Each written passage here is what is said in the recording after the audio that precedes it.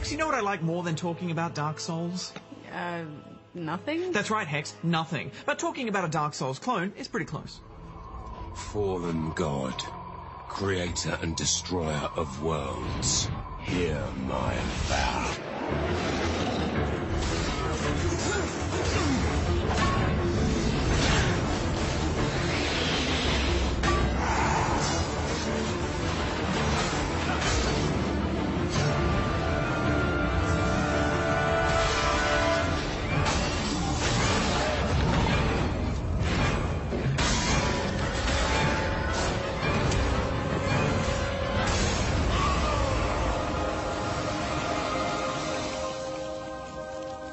Lords of the Fallen is a hack-and-slash adventure game that takes more than a few cues from the Souls series. Its lead developer is German studio Deck 13, who collaborated with Polish studio CI Games. With the Souls games being held in such high regard by its fans, this is an ambitious game, isn't it, Barjo? Yeah, it's a big deal, and you get the feeling that Deck 13 are putting everything they've got into this game. And it's no small effort, especially from a team that, as far as I can tell, mostly make point-and-click adventures. Yeah, quite a change of pace. Indeed. And unlike the Souls games, Lords of the Fallen has a more traditional narrative. You play as Harkon, the world's worst criminal, and also its greatest hope. An evil force of demons have invaded a monastery, and you've been recruited to help fight them back. Along the way, you learn more about weird experiments going on in the monastery and nearby prison. This has led to a dimensional tear, allowing an evil fallen god and his evil minions to teleport into the human world. It's a classic tale of people seeking power and messing with things they shouldn't. Luckily, Harkon is here to save them. Yes, but there's just one problem. Everyone in this world is just a little bit drunk. They say you fear no man. It's good to meet you. My name is Matthew. Tell me about that constellation on your ugly face. I thought not. Let's both keep our secrets. There's something strange going on here. I don't know what exactly. I'm exaggerating, but that motion capture is pretty average. Yeah, it's quite dated. And this guy isn't even upset that his arm's just been hacked off. Wait. You're not one of the monastics.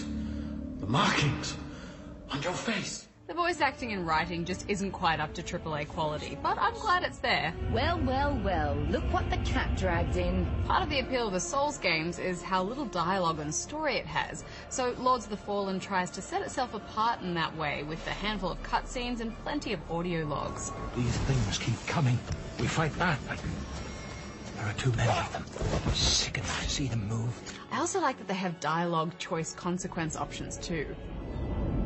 If your men were better at their duty, I wouldn't be here doing their job. Although, how much impact these choices made in the grand scheme of things, I'm not sure, Barjo. Yeah, it wasn't obvious. Whatever you want, you won't get an answer from a dead man. Seems it's your lucky day, altar boy. Don't mind me then. But let's get to the meat of this game, the combat. Oh my, I felt right at home, Hex. Lock-ons, backstabs. The panic when a backstab doesn't go to plan. Leap attacks. Rolls, shield bashes. Switching to two-handed. Sneaking mid-combat potting. Stamina management. Gear balancing. Movement speed affected by weight. Just drench those mechanics over me. I love them. It's all such familiar ground for Souls fans, but that also means it's going to be hard going for newcomers. And I haven't spent as much time in Dark Souls as you have, Barjo, so for me this was a bit of a trial by fire. But once you get to grips with the weapon play, it's quite a beautiful dance of blocks, swings, a bit of magic, and some heavy hits. I just love the crunch of metal against metal and how satisfying it is when those enemies go flying. Yeah, they've really nailed those impacts. I'm not normally a fan of swinging big, heavy weapons, but they just glide so majestically in Lords. Yeah. And when you start to work in charged attacks with combos, it's compelling and rewarding to fight any enemy you come across. I especially liked how if you time combos correctly, it costs less stamina. Yeah, how good are the combos? I usually find in hack and slash games when they get you to do these timed combos, you just get like a little crit bonus and it's always a bit messy, but not with this. There's just something about how they've timed the windows for when you can press a button and succeed that makes this a joy to chain blows. You can just swing those great big weapons all day. It's strategically very heavy on stamina management too, which is a good thing. You always want to have just a little bit left for a roll or a block, otherwise prepare to die. And that can be a hard thing to remember too, when you're used to so many other games having free dodges and rolls. The weapons don't hit walls, they'll just go right through it, so it doesn't have that kind of environmental impact that we're used to with the Souls series. But the locations and fight setups are all pretty solid and will cause stress. You'll often be faced with heavily armoured enemies that you just have to keep bashing away at again and again until their guard breaks, especially if you have weak magic. And then you get these fast-moving scary guys, which are quite intense, but the scariest of all is indeed the Warlock. Oh, his death rattle killed me so many times. There's not a huge variety of enemies, but they do have interesting creature design and solid AI. It'll make you stop and think about how to approach each fight, especially the bosses, which are exciting and challenging to take down. It's good to see that the boss fights have multiple stages too, and I quite like the little indicator in their health bar to let you know the next stage is coming. I quite like this guy who slowly sheds all his gear, and then does a move which I can only describe as fabulous.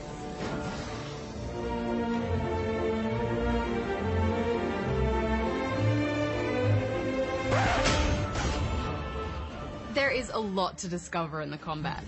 You only get a few text tutorials and reminder screens in loading, so even working out how to put some points in and use magic isn't obvious.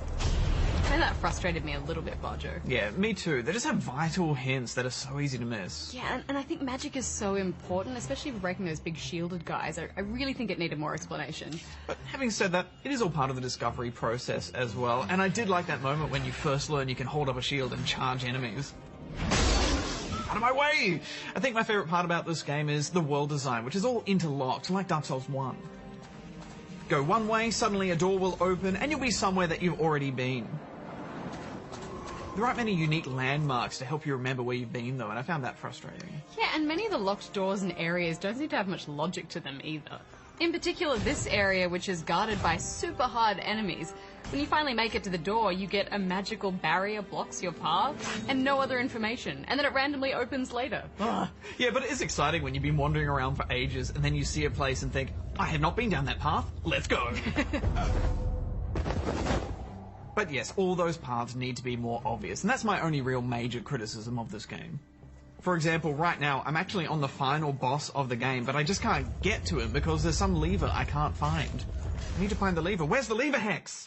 We reviewed this on PC, and there's quite a modern flair to the visuals. Nice backgrounds, lots of particle effects, and nice textures too. And great cloth, Bajo. Dare I say it? Oh, cloth. Yeah, it's too early to tell. Way too early to tell. It took me a little while, but the art style really grew on me, Hex. Me too. Some of those areas are just breathtaking. I like the shields as well. Truly demonic. All the gear looks great, and I love that there are sets. Whenever I see that there's a set of something, I need the whole set. Even if I'm never going to wear it, I just need it all. Yeah, I like that you can look this awesome just a few hours into the game. Boss. There's heaps of gear too, and a solid room crafting system to mix things up a bit. Yeah, you can tell they've worked hard at balancing gear and weapons as well, especially swing speeds. And when you start to get epic and legendary gear, oh, it gets fun. My favourite go-to weapon was the delightfully referential My Axe.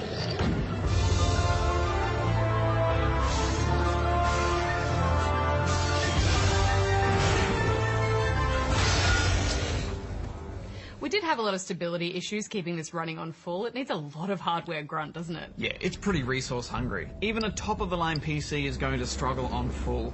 Eventually, Hex, I kept losing so much progress, I had to put settings down to medium. Ah! I know, medium! Ugh, it upset me!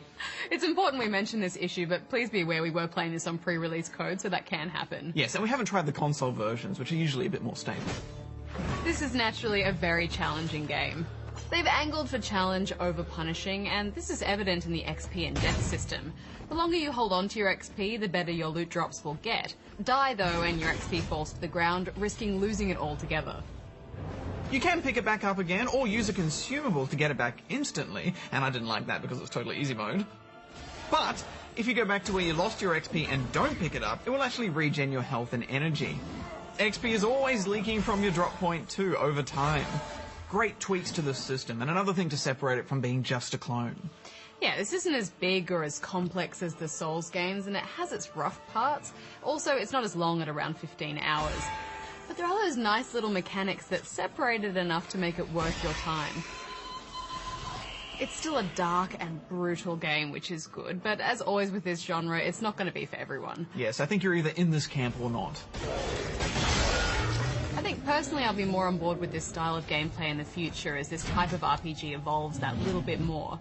I like that you can't just waltz your way through. It's a real shift in how you approach hack and slash. Yeah, it's so nice to have a game where the enemies are better at killing you than you are at killing them. Look, you can tell this has been made with love, and imitation is often the highest form of flattery, and this has been polished in the places that matter. Hard-hitting, high-risk combat, so I'm giving it 7 out of 10. I just find it so encouraging that a game like this exists. I can't even describe how exciting it is to see those Souls design ideas and philosophies starting to fracture out into other games. I'm giving it 7.5 out of 10 rubber chickens. Not you again. Leave us alone.